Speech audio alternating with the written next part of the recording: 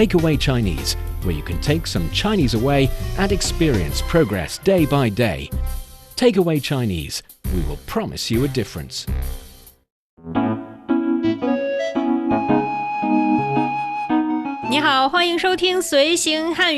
Hello, welcome to Takeaway Chinese. I'm your host today, Fei Fei, and joining me in the studio is Steve Hatherley. We are here to do a job.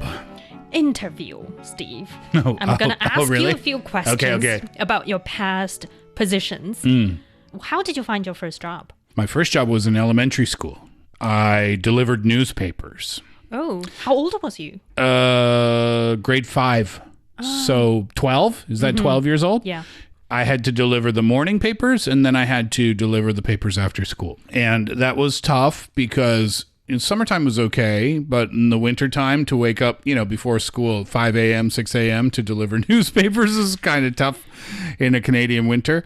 Then in high school, I only had summer jobs in middle school. I raked blueberries one summer. That stood out in my memory because it was so difficult. Then in high school, I worked at a shopping mall. I worked at a kind of a sports store.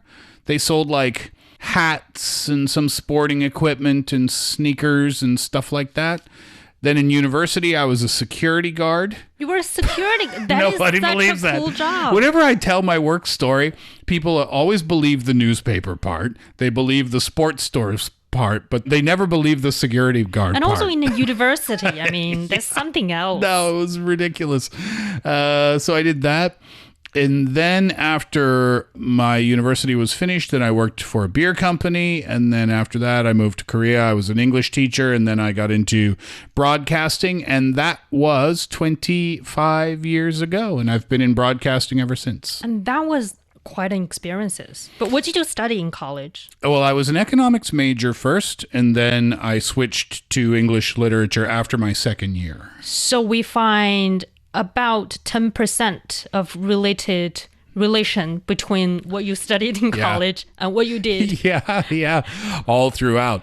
But yeah, it's funny, the path, your jobs that I think when you're a young person, and I'm going to ask you all these questions next. I think when you're a young person, the point of a job is not the job itself. The point of the job is to get out there in the real world, learn some sense of money responsibility, some sense of work responsibility. And I think that's why my parents wanted me to do something in elementary school. My dad helped me deliver the papers, so it wasn't like a career thing when I was in the 5th grade, but they just wanted to get me out there and get me some experience. And also it's some sort of a responsibility. Yeah. You need to get it done. Yes, exactly. It was something that needed to be completed each and every day. Yeah. How about for you? When was your first job? I sadly don't have a lot of experiences when it comes to the types of jobs I've done before. I've worked in a bakery before, and that was quite an experience because... That sounds amazing. It sounds amazing, yeah, because we get to take free bakery back home at the end of the day. Otherwise they're gonna throw them anyway. But it's sort of a combination of a cashier, customer services, and also, you need to learn some basic knowledge about bakeries. When some people ask for your advice or for your opinions about, what kind of bread tastes good from your store, at least I need to know what I can tell the customer. But also sometimes there needs also some to the emotional sort of communication you need to do, especially with the regulars. And they want to chat with you about their day, even though, for example, on my first I can't really remember, it was either the first day or the first week, a lady came to me and want to chat with me about her day, about some of her chores around the house. No. I was like, what do you want? That's part of the customer service. Yeah. If you work in it's a very small community. If you want to, create and maintain your customer base, it's something you also need to do. How do you say job in Chinese, by the way? It's 工作. 工作. 工作. And when it comes to job hunting, which is the season of job hunting for many, many graduates around the world, is 找工作. 找工作. Yeah, 找 meaning hunting, looking for. Looking for. Yeah, 找工作. And a few process that you need to go through when you are in job hunting, when you are 找工作, you first of all need to get your resume ready. Sure. That's 简历.简历 resume is 简历 Yes. And then you'll need to apply to different positions. And that is 申请申请请申请. That means apply. To apply for a job. To apply for a job specifically, or can you use that about university too? As well, yes. Basically any type of applications. 申请. And then after applications, you need to go rounds of job interviews, and which is called 面试.面试面试 meaning you are conducting a face-to-face interview. Okay. Sort of a test. How did you go? And then you went from the working in the bakery to working in broadcasting? Yeah. Well, the bakery is more of a part-time job when I was a student studying translation and linguistics in college. Right out of university, you got into broadcasting. Yeah. Wow. Not exactly broadcasting. I've worked mostly in journalism before. Worked as a correspondent in another country. I've worked on Where? Australia. Was that Australia? Yeah, I was in Australia. And sometimes, so that was when I get to do bilingual sort of reporting. I got to report in both Chinese and English. Oh, fun. And I sort of need to switch between the two languages. And sometimes I need to check very carefully about the words, the vocabulary that I use in case, I sound stupid. Yeah, on air. right, sure. By using the wrong words. And that is basically how, working as a correspondent in journal. And then eventually leads me to this position in broadcasting, which is really, really fun as well. Very cool. Yeah, and that is some of the, I think we went through some of the vocabulary, some of the words and expressions that we need for children that are going through job hunting. We went through 找工作, find a job, and 简历, resume, 申请, apply, 面试, job interviews. And I think that is another very interesting part is the differences between 工作, which is job, versus 职业, which is profession in English. Oh, job and profession are different things. Are different things in Chinese. It can be sometimes confusing for language learners. For instance, when it comes to 职业, it means your profession, your career. But in some sentences, 工作 meaning the job that you are doing, your work, for instance, today is 工作. But sometimes, for instance, in daily conversations, you get asked this question, 你做什么工作的?你做什么工作?工作? What kind of job do you do? What do you do? Yeah, but 工作 is different from 职业, which is profession, career, who you are. Uh-huh. So when you are asked this question, what kind of job do you do? 你做什么工作的? You can't really reply with 我的工作是主持人. That would be wrong in Chinese. So you'd have to use the very specific... Well, I guess it's the same in English as well. Mm-hmm. What do you do as work? Yeah, what do you do for work? Yeah, what do you do for work? Yeah, and we don't usually use the word profession when we're talking about ourselves. But in Chinese, sometimes in more formal settings, 职业, your profession, your career, it can be used. For example, 我的职业是主持人. My profession is an anchor or a host. And when it comes to 职业, I think very interestingly, we've heard a lot of new 职业, new professions right now in the world. Number one is sleep health manager, 睡眠健康管理师 or sleep health management specialist. What do they do? That's a very interesting occupation, sort of combines both healthcare and wellness industry. Basically, this specialist, they assess your sleep patterns, your sleep habits, whether you suffer from symptom of insomnia, what is the level of your sleep quality, and then collect and monitor this kind of data. And then they analyze this data, and then they create your personalized sleep improvement plans. They design your sleep schedule. It's like a sleep trainer. almost personal trainer for nighttime. Yeah, apparently a lot of people are having sleep-related issues these days. Is that new? Yeah, it's a new occupation. No, actually. I mean people having sleep-related issues. Is that new? I don't think that's new, isn't it? Yeah, just having a profession where they can help you with that is the new part. Yeah, but they're not exactly doctors. And they can't, for instance, give you any prescription medication, but they are more focused on the wellness, on your behavior, on your lifestyle. I guess that's one of the major factors that are affecting a lot of people's sleep patterns.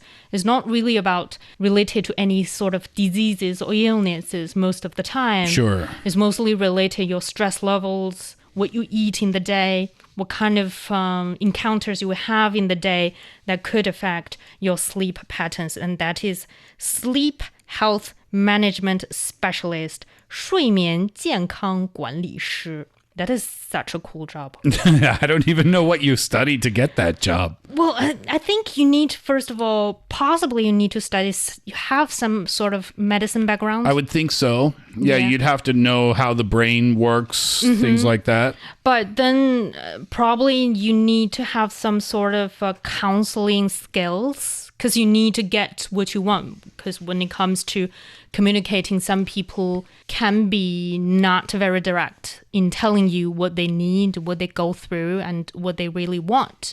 And you need some counseling skills to get those tea out of their mouth. And that's some of the skills possibly required for this sleep health management specialist. What was the most fun part about being a correspondent in Australia? That is another question out of very out of blue. Oh, I usually don't stay to scripts very well. That's true. So unlike, I think, managing other people's sleep is also very exciting. But when it comes to being a correspondent in Australia, I think a main very interesting part is to getting to know people from another culture.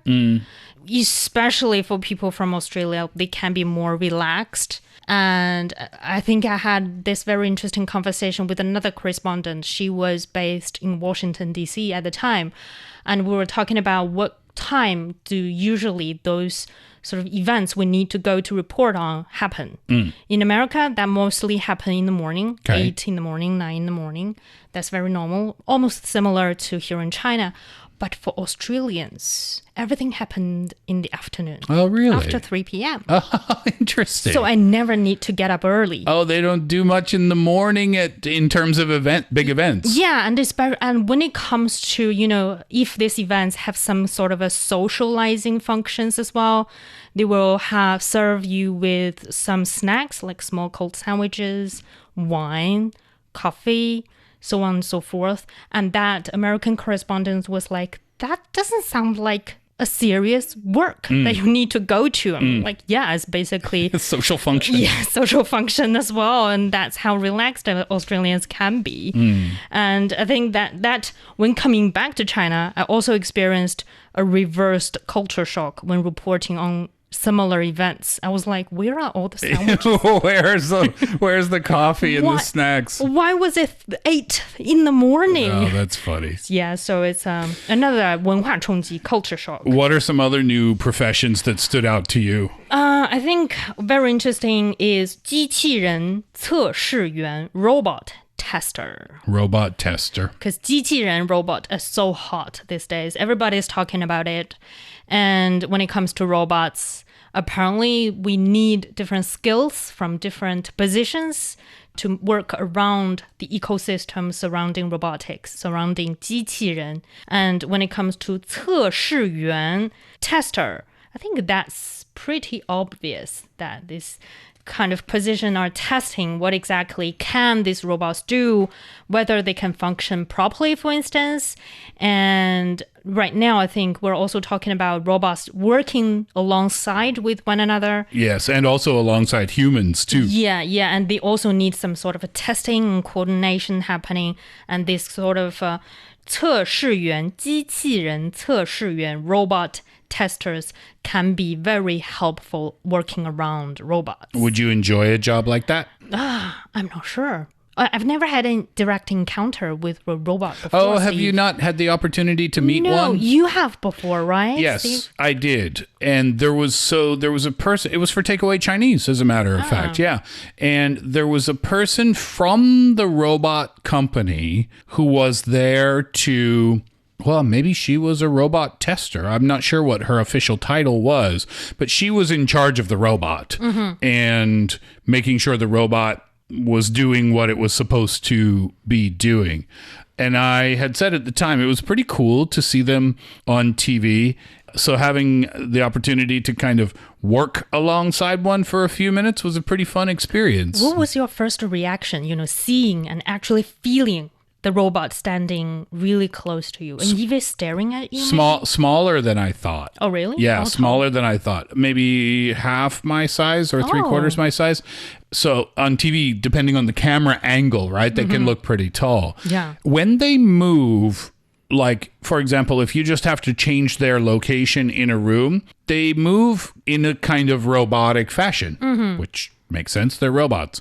But when they are doing their routines, like their wushu routine or their dancing routine, they move in a human-like way. And it's really impressive to see. I didn't know I would be that impressed watching the robots do that. It's a robot. It's not like a life form of any way. But somehow, does they almost feel alive to you when you are, interacting with it? That's why I think we are in for an interesting future, because there's something in our brain, and I'm sure we could research this and maybe we could talk about it on a roundtable one day, maybe. There's something in our brain that makes them seem human to us. And I think it's when you put them in human form, like a humanoid robot, that's step one. And I think step two will be giving them a voice, right, which has already happened, giving them facial features or human-like responses, such as, DeepSeek or ChatGPT, training them to speak in a human-type way. And I think we will see them as humans moving forward, meaning developing an emotional bond or an emotional connection with them. I think engineers are already going into that direction. Yes. They're just designing detailed facial expressions that mimic what exactly a human face would do, would react to different scenarios. And it's something that happens in our brains where we see that thing, even though logically speaking, we know it's just a collection of rubber and metal and plastic, but we just see it as something closer to us. And currently we have jobs actually working around this robot. I actually start to think about this sci-fi novel I read before. It's called Do Androids Dream of Electric Sheep? Okay. Yeah, I think it was made into movies called Blade Runners. Right? Yeah. It basically talk about the love, the relationship, the romance between the human and a robot. And that seemed like such a futuristic and impossible scenario to happen at that time when I was reading it. But I think working in that field, regardless of how you're working in that field, AI and robotics, I think it would be a fascinating thing to do, because that is the most advanced part of our society at this time in 2026. 2026. And imagine what would happen, I don't know, maybe in 10 years' time. Maybe robots can actually do exactly what some of us are doing right now. And this can pose to another big question when it comes to, what kind of skills or what kind of profession that humans can get involved into the future, the 职业, the career direction that you will go to. And I think that's why we currently, for these young graduates that are just coming out of their universities, are needing a lot of support from us. Because I think it can be a very confusing time to look at when you are seeing robots are doing a lot of jobs that humans can do, and they are sometimes can do better. And you wouldn't stop asking yourself, well, what does that mean for me? Yeah. How do I fit into this plan? Yeah. What kind of skills do I need to equip myself with to adapt to that new future with a lot of robots living or working alongside me? And that's why we are having a lot of, for instance, career consultancy, career services, 就业指导 for young students out there. 就业指导 Yeah, there's basically career counseling, which is not a new thing, isn't it? I think a lot of universities, both here in China and elsewhere in the world, are offering to students. But in the past, it's more like it's not as essential, I think, as today. For example, a student in English literature. How do you navigate yourself in the future where robots and AI can do exactly what you did, for example, in translation, in analyzing a certain piece of artwork in the field? Yeah, I mean, I've read, I don't know, but I've read that companies now are more interested in skills than degrees. How do you say just skill in Chinese? 能力,能力,技能,技能. Yeah, I think it depends. 技能 and 能力 can both mean skills. 能力. Yeah. So I think companies are looking for skills now. But not degrees, not 学位. 学位. Or degrees, 学位. 学位.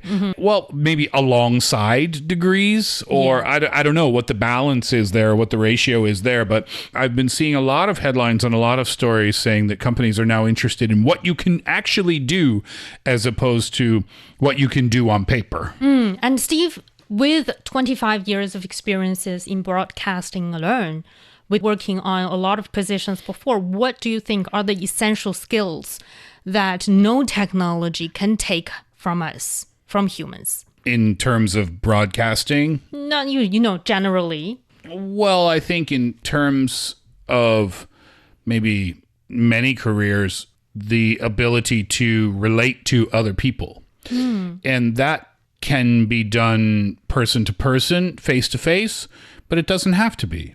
You can establish that connection with another human being through a camera or through a microphone.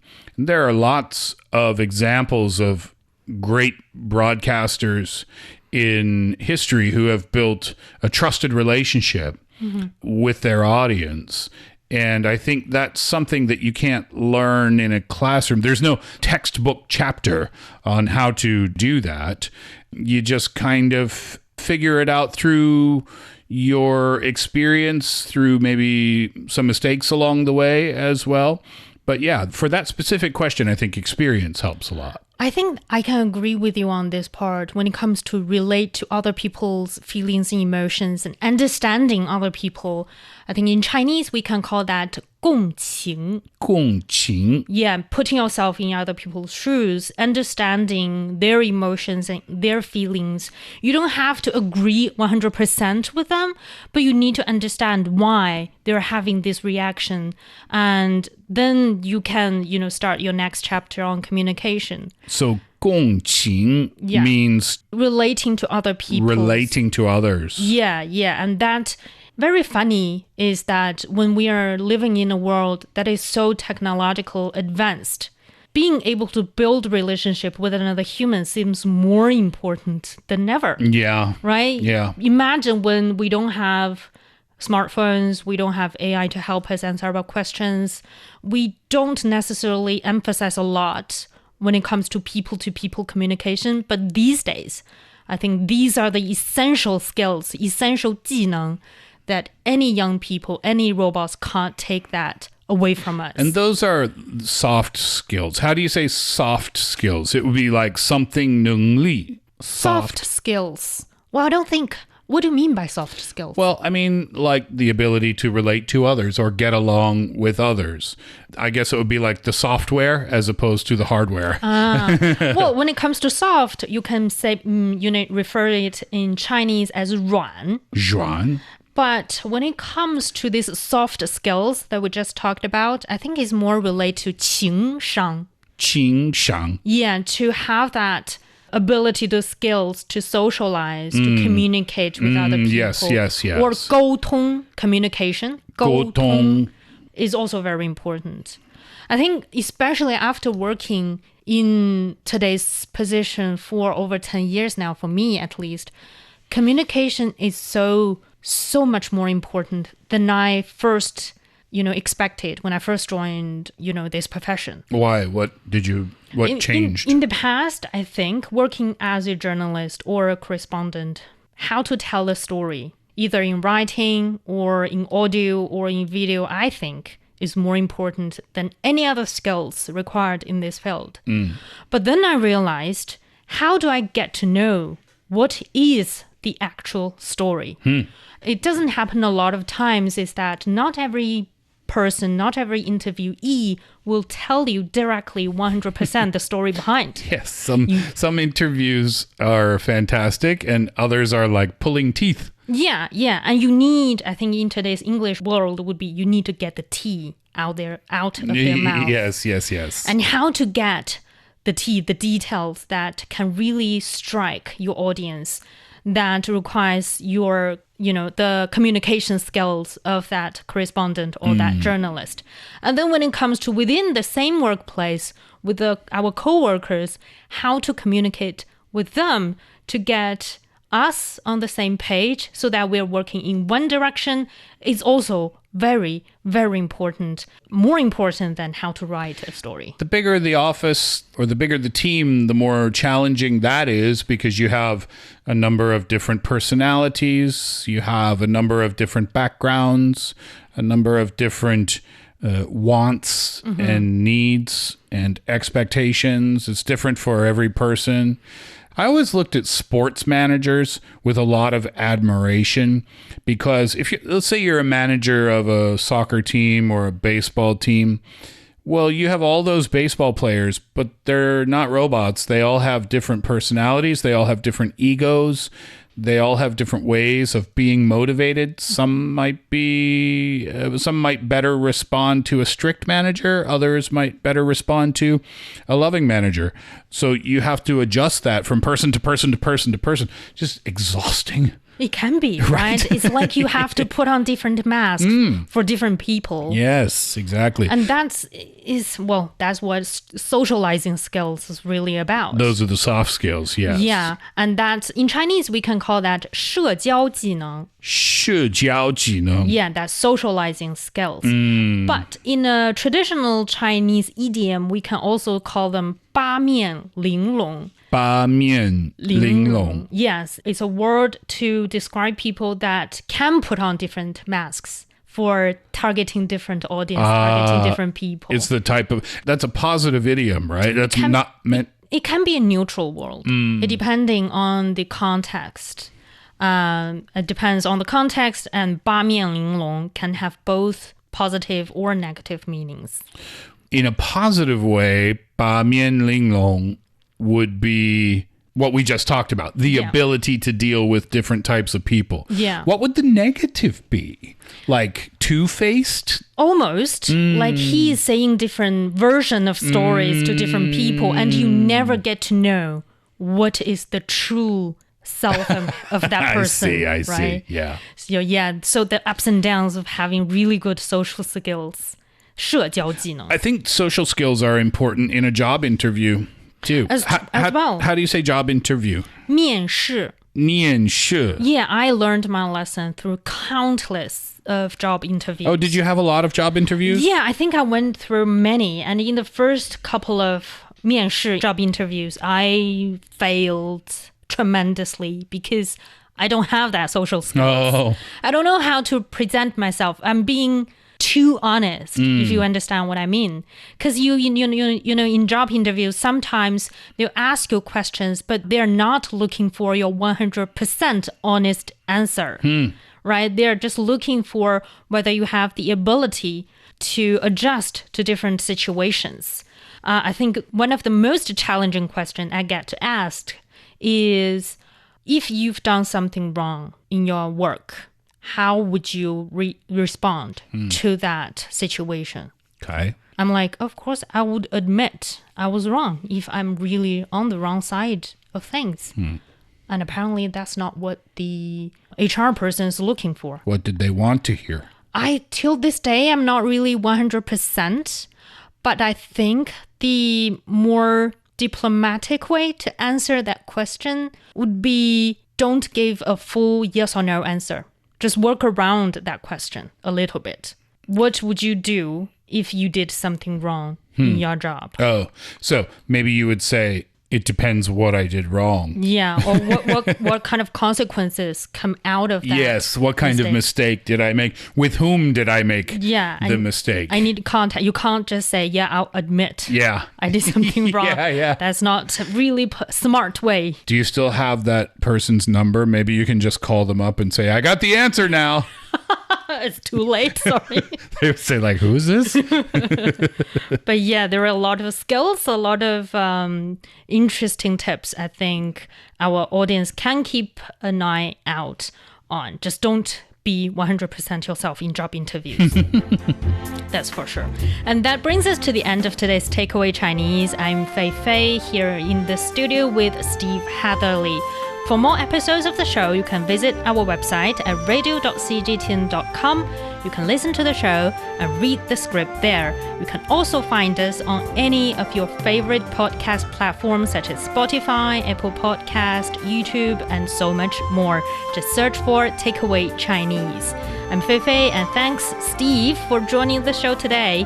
Bye-bye. See you.